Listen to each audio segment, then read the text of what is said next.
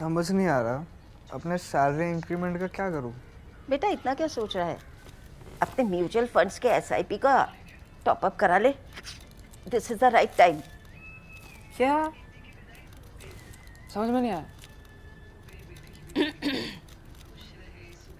बेटा इतना क्या सोच रहा है? अपने म्यूचुअल फंड्स का एसआईपी टॉपअप करा ले। This is the right time. अब समझा।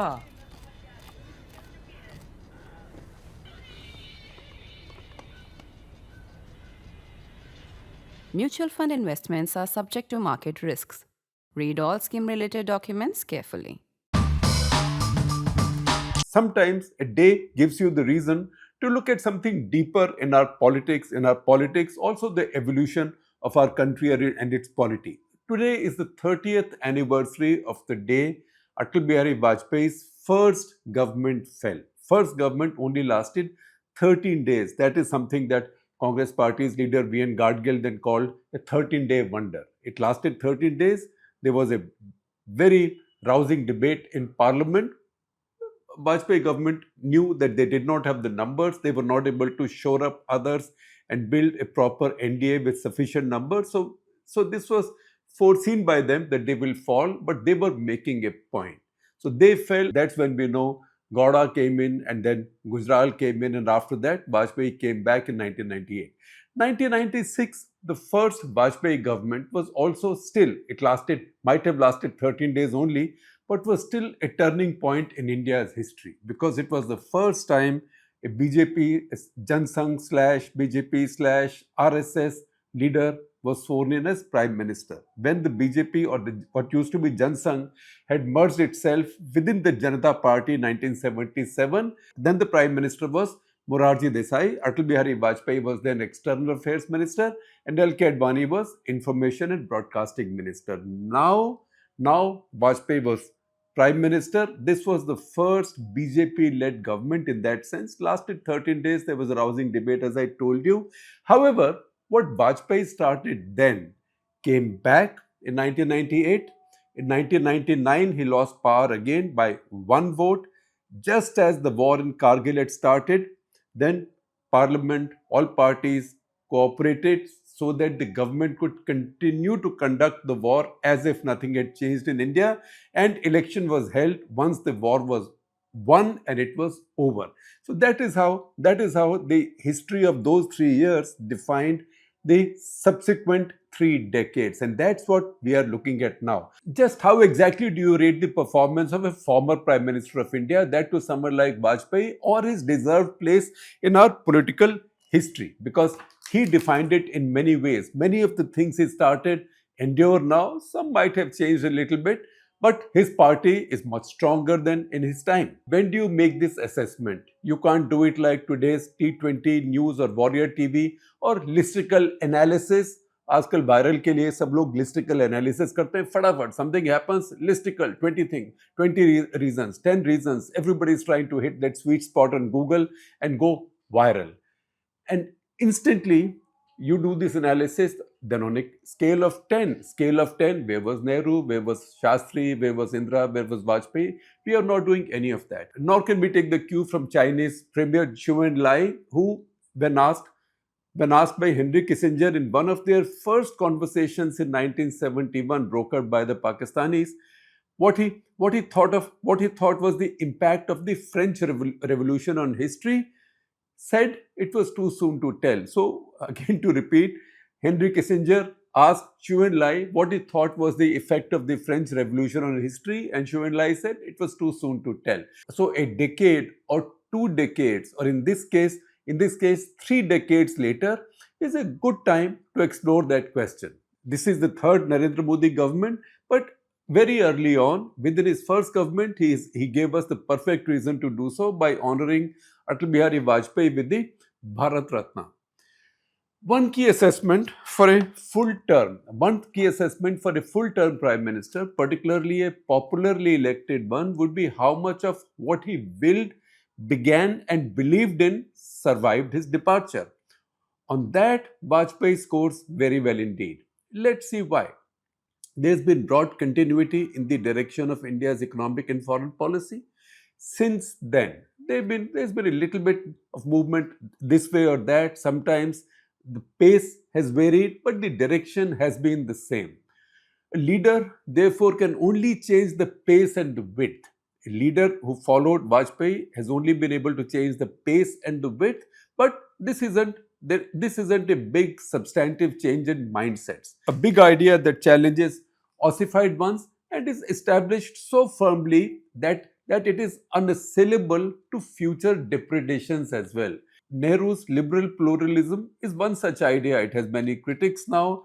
This government, the third Modi government, one, two, three, all Modi governments have not particularly liked Nehru's liberal pluralism, but it endures in many ways. It still dominates the debate. Those opposed to this may have a larger number now, or they may have a critical mass of votes to elect their own government, which is not really a fan of Nehru's liberal pluralism, but it endures. Even Modi has to swear by it in many ways, even if he prefers to do so in the name of Sardar Patel and Mahatma Gandhi. Nehru's second contribution, a rational, questioning, secular society with scientific temperament, has sustained so far. There have been many knocks there, but it has still sustained so far. You ask Prime Minister Modi, does he stand by secularism? He will say, of course. He might say that, but not pseudo-secularism, but that's a matter of debate. The idea endures, secularism. As we go ahead, this idea will be tested in the coming years as India's new politics probes an important fault line there. The contradiction between Nehru's nearly godless view of secularism and a deeply God-fearing society. The third one from Nehru, socialism, whether Nehruvian or Fabian you can choose, that has been almost fully demolished. Although sometimes I've said that Narendra Modi is not a prime minister of the right, he's a prime minister of the Hindu left. So many of the policies he follows are socialist policies, but he's not somebody who swears in the name of socialism. Many of those socialist ideas, Nehruvian socialist ideas, are gone. I would have preferred if more of that had applied to the public sector as well. That under Modi has not happened except the privatization of Air India. In fact, Nehruvian socialism had begun to be reversed and diluted through 15 years by Nehru's own party's governments under P.V. Narasimha Rao, Dr. Manmohan Singh, and ditto for Indira Gandhi. Her idea of a powerful, no-nonsense India, not shy of playing great power politics, endures and will be strengthened as the BJP reaches out to get in their folds through creeping acquisition of Congress icons after Madan Mohan Malviya, Sardar Patel, and now Lal Bahadur Shastri, Pranab Mukherjee, and more will happen. Her aggressive equal distribution of poverty, Indira Gandhi's aggressive equal distribution of poverty in the name of Garibi Hatao, is now dead and buried and derided as povertarianism. If her party's score of 44 in 2014, 52 in 2019, and even the third time as BJP fell short of majority by a large number, even then reaching only 99 in 2024, is the coffin of that philosophy. Legislations amending coal and mineral laws and the states loosening labor regulations are the last nails in it. That is the Indira style socialism. Now the unusual suspect, Narasimha Rao, P.V. Narasimha Rao. The demolition of two of the three ideological pillars of the Nehru-Gandhi era, statist socialism and Westophobic worldview, began in Narasimha Rao's 5 years. He was a socialist at heart, but more a pragmatist. He was a politician. He was helped greatly by the 7-year eclipse of the Gandhi family at that point, directly for 5 years through his prime ministership, and for his new ideas through the Gowda-Gujral period, when a coalition backed by the Congress left its economy to P. Chidambaram, then of the breakaway Tamil Manila Congress. No matter how deep the Congress may bury his name in their party history, Rao won the intellectual battle, and you can never take away from him his 5 difficult years.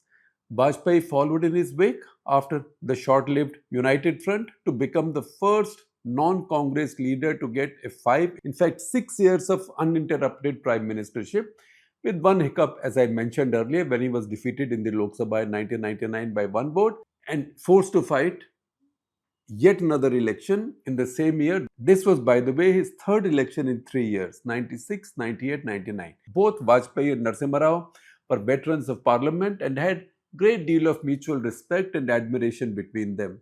Vajpayee always saw Rao as an experienced, wise patriot and did not have the same suspicion of him as the dynasty. Rao saw Vajpayee as an alter ego of sorts, in spite of there being such a contrast in their personalities. Remember, Narasimha Rao sent Vajpayee to Geneva as the leader of the Indian delegation to counter a threatened UN Human Rights Commission vote against India, and Salman Khurshid, then Minister of State for External Affairs, was sent as Vajpayee's deputy. If you see the current move of opposition MPs going out in these delegations to explain India's point of view post-op Sindoor, and more importantly, post the terror attack in Pahalgam, you can feel the echoes of the move that Narasimha Rao made with Atal Bihari Vajpayee. In fact, I wrote a cover story on this in India Today magazine, and we requested Salman Khurshid, who agreed to come to Vajpayee's house, Vajpayee being senior, and we took a cover photograph for India Today magazine of the two of them hugging each other, sworn rivals politically. This also shows that Rao never detested Vajpayee personally or ideologically. That honor was reserved for Advani. I therefore firmly believe the story that as Rao handed over to Vajpayee, though initially only for 13 days, he told him that he had kept all this samagri, that is material, nuclear material, all this samagri ready, sab samagri tayar rakhi hai, and Vajpayee should go ahead and test once he had the mandate. The departure Rao bravely made from the Nehru-Indira construct on foreign and economic policies has sustained. This bond between the two of them also contributed to all these policies moving in the same direction. Famously once, Narasimha Rao had said, Vajpayee is my guru, and Vajpayee said, agar main guru hu, to ye guru ghantal hain. That was said in jest. What exactly was Vajpayee's opportunity once the direction of foreign and economic policies was set by the Guru Ghantal, right? Now the Guru came in. Deep inside, he was an RSS man at heart, Vajpayee, but also a liberal constitutionalist and a romantic, a bit like Nehru and a poet too. Not gifted with the ruthlessness of an Indira, a Rao, or now Modi, nor a visionary and intellectual or philosophical visionary like Nehru, but he had a great instinctive mind and a wonderfully warm and, more importantly, large heart. God never designed any human being with all key attributes of leadership. The greatest leaders in history have some and lack a few, but nobody ever did or will become a great leader in any field without a big heart. On that test, Vajpayee ranks very much at the top. We leave Manmohan Singh out of just this precise calculation as he wasn't really a fully empowered leader. Nor was Vajpayee when sworn in Prime Minister for the first time in 1996 by virtue of being the leader of the largest party / coalition. He knew he was going to fail in his first test, the vote of confidence in Parliament within days, as all of the opposition was against him under the secular umbrella. But his mind was made up and his heart was ready to chalk the course that would ensure for him such a special place in our history. 2 days before he was to speak in that debate, that I got a call to see him in his old Raisina Road home, which he had not moved from as yet because he knew he wasn't going to remain Prime Minister after the vote of confidence. He knew his tenure was short. He was calm, determined, even smiling when he sent for me. And I quote from him, I believe you once wrote somewhere that the majority in India had acquired a minority complex, he asked. By the way, I reported this conversation and commented on it while he was around. And I said, yes, it was a monograph I wrote for the International Institute of Strategic Studies, London. India redefines its role, Oxford University Press, 1995, while I was on a sabbatical from India Today magazine. He engaged in a short debate on why Hindus in India felt vulnerable. How come a vast majority had acquired a minority complex? In fact, it's a subhead in this paper on page 15, a majority's minority complex. And remember, this was written in 1993 with Narasimha Rao still in power. Why such a large majority, he said? feels vulnerable, the Hindu majority, even persecuted, despite being in an overwhelming majority. He said he understood why, but did not fully agree with it. In any case, he said he was elected Prime Minister not to feel sorry for the Hindus, but to lead them out of that hole and to also reassure the minorities. He dwelt on that majority getting the minority complex idea in his emotional speech facing a confirmed defeat. But in that defeat, he had told India's parliament and its people that he was different from the usual BJP RSS stereotype. That trust ensured two things. One, that a lot more people besides the BJP's committed voters were willing to check him out now. And two, many smaller parties sitting on the secular fence found the reassurance to cross over to the NDA. Remember Nitish Kumar, Mamta Banerjee, Naveen Patnaik, even Omar Abdullah of National Conference were in his Council of Ministers. In his 6 years, he established two new ideas in Indian politics. One, that the BJP could lead a center-right government in India entirely within the classical framework of the constitution, thereby confirming the idea that India could change the BJP more than BJP would change India. Now, that idea has been challenged and may be negated over the past 10, 11 years. That is something that we can keep talking about as we go ahead, because that's an ongoing situation. Two, that the doctrine of strategic restraint would hold even under grave provocation, as in Kargil, he did not cross the LOC, and the attack on parliament. And then 2611, now Prime Minister Modi has moved it up the escalation ladder, but he also knows where to stop. So he knows where to declare victory, but not let it spill over into a larger war or something that is uncontrollable. So this is controlled escalation. He just wants to get escalation dominance. That is the move up from the Vajpayee era of strategic restraint, but still remains within the same definition. Because Vajpayee also had Op Parakram, he piled up the forces, full mobilization, but did not go to war. Just threatened to go to war. So this remains within limits, and that's why it is still strategic restraint. And that Vajpayee idea has also proved to be durable. The gains were evident from Vajpayee's strategic restraint. The first, Kargil, established the sanctity of the line of control, and the second globally confirmed Pakistan's status as a terror exporting nation, which was then further reaffirmed by Manmohan Singh through his restraint in 2611. The second postulate will be tested in the coming years. But the first, the Vajpayee definition of Raj Dharma for the BJP has been established. If Modi now swears by Vajpayee rather than Golwalkar, at least in public, the direction is set for the BJP or the governing ideology of the Indian right will sustain. It will go here and there. It will not remain just the same, but the basic direction will sustain. That will be his lasting contribution, and it is as formidable as Nehru's liberalism, Indira's strength, and Rao's pragmatism. On that scale, Vajpayee will rank right up there.